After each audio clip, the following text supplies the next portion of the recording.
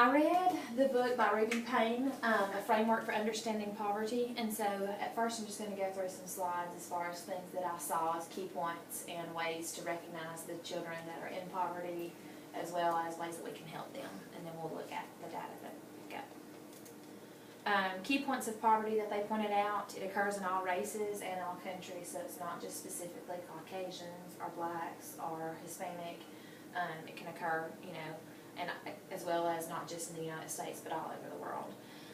Factors causing poverty include parental employment and earnings, family structure, and parental education, which makes sense because if they don't have the education to get the jobs that they need. But then also it deals with, whether it's generational poverty or situational poverty. And with generational poverty, that's defined as it's got to be at least 2 generations have suffered through poverty. Whereas situational might be because of divorce, or somebody's, got cancer and a parent can't work, or a family member passes away, or, loses a job, or any kind of things like that. And then one of the big things that I saw in this book too was it talks about how individuals bring their hidden rules, and schools operate on a middle class level. And we expect all the kids to know middle class hidden rules. Whereas it talks about how in poverty, if you go to a house that's poverty stricken, the TV's going to be blaring loud. They all are loud. They don't realize that being loud is not appropriate. And people are valued by how funny they are. So if they get in trouble at school and they're funny, they think that it's going to gain your graces, or that it at least takes the embarrassment off of them, because the kids are going to think they're funny and they're going to side with them, which makes sense. That does make sense. And so it's saying that, when schools operate on a hidden rules of middle class, then our kids are not going to, the kids that come from poverty aren't going to perform well unless we help them to adapt to those hidden rules. More key points: we don't need to excuse nor scold them for not knowing. So in other words, and I know a lot of us, including me, it's hard to, when you're disciplining somebody, not act out of anger, but rather than acting out of anger, making sure that you're correcting the behavior, disciplining for just the behavior, and trying to keep it from happening again. But not excusing either, because a lot of times, I know there was one particular child that moved in last year, the year before last, we actually kept him in 5th grade again. And he, the first year he got there, came from an inner city school, and the things that he was doing was nothing that our kids were used to seeing. But we couldn't excuse it every time, but we also couldn't send him up there every time, because it was like culture shock to him, That's right.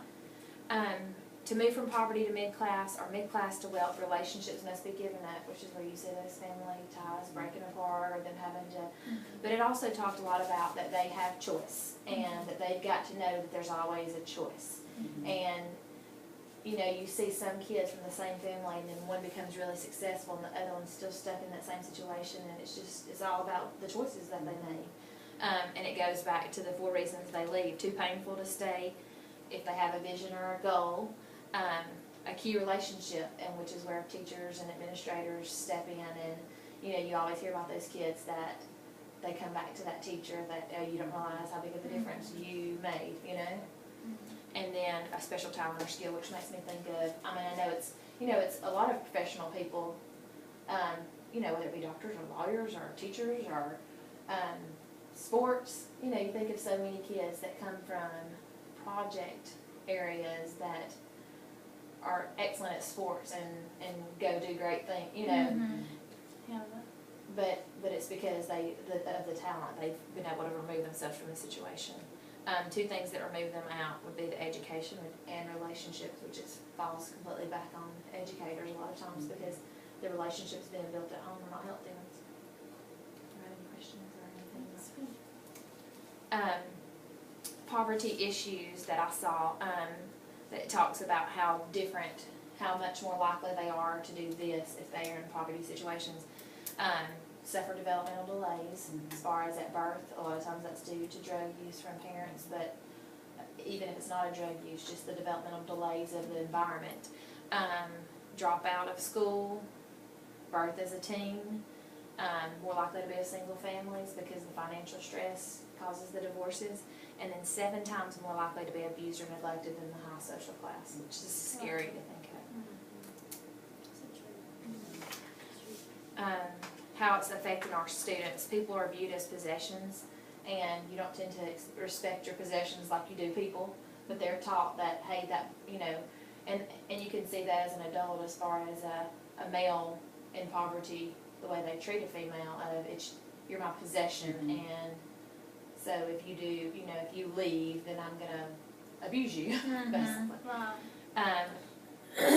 The present's more important, which is why a lot of our kids act out, because of their impulsiveness. They don't see the future.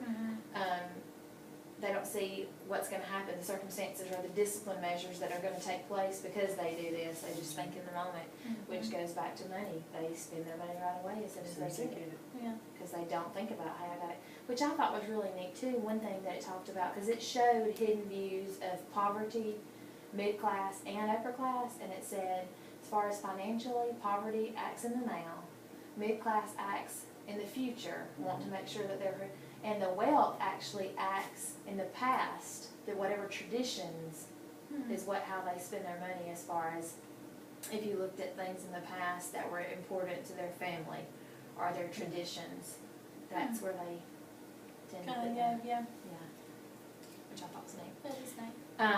They feel valued for their abilities to entertain, which goes back to your class clowns that are, and I'm not saying all class clowns are poverty stricken, but, you know, those ones that act out. Like I had 2 little boys I know last year that weren't in the same class, but for some reason, towards the end of the year, they got put in the same class. Well, they both are class clowns, and they both are they come from poverty-stricken homes. And I was like, absolutely, when they go to 6th grade, do not put them in the same room, because they cannot, I mean, it's And almost. just trying to cope. Yes. You know, that's their coping thing. They Right. be funny and. And one of the other things that I thought was an aha thing to me is, if they don't know how to fight, how can they survive on the street? So we don't want them fighting here, and we want to teach them coping skills, you know, other than, you know, actually using their words to de-stress the situation rather than their fists. But then you think, In reality.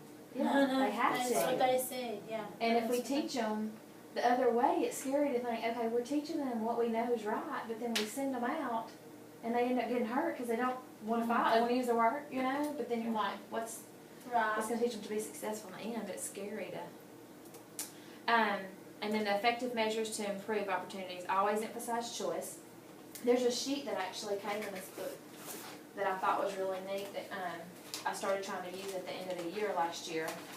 That Ms. Moody actually showed us when she went through this. But let's see. I should probably get this pulled up. Which it shows them the choices that they have. And so like when a child gets in trouble, it shows them, like you have them fill out this little report of what'd you do, what'd you want when you did it, and what are things you could have done differently, so what you're We going to do do that next. when they get in trouble. Yeah, And a that's what reflection that sheet. Yeah, we had something like that, like a Yeah. reflection sheet. And that idea is just great of making them see that they have the choice, you know, that Right. it's not just. And then the other, discipline for purpose of correcting the behavior, not out of anger, which I think we all try to do a good job of that, but then sometimes it's like, oh my gosh, there's so, you know. And responding in an adult voice and not in a child or a parent voice. Talks about how parent voices are going to be more authoritative, of this is how it's going to be done. I'm not going to, you know, whereas you really don't even want to be authoritative. You want to be non-judgmental and trying to correct the behavior, and not defensive as the child would be, because the child's going to, and being careful not to argue back, you know. And it makes me think of that when the Links program came around, and she talked about how that you should never argue back with a child, but just say, I understand this, and repeat what they said, but however, this is how it's going to be, which is hard to do sometimes. Yeah. You're just like, Yes. stop. Be a broken have to stop record, and just what breathe. this, yeah. And then the last thing is looking at the 7th grade math placement, because I've got together the ARMT from their 5th grade year, because we don't have the results for their 6th grade yet, and then their STI formative assessment, the one that they did in January, as well as their benchmark assessment that they did in March. and then their STAR report, so that we can identify what would be good cut scores to determine advanced placement. But the way that this relates back to diversity is we're also looking at, once we get those determined, look back at the race and gender and free and reduced and see where, those So the areas data fall, is, if there's a yeah. pattern there. Okay.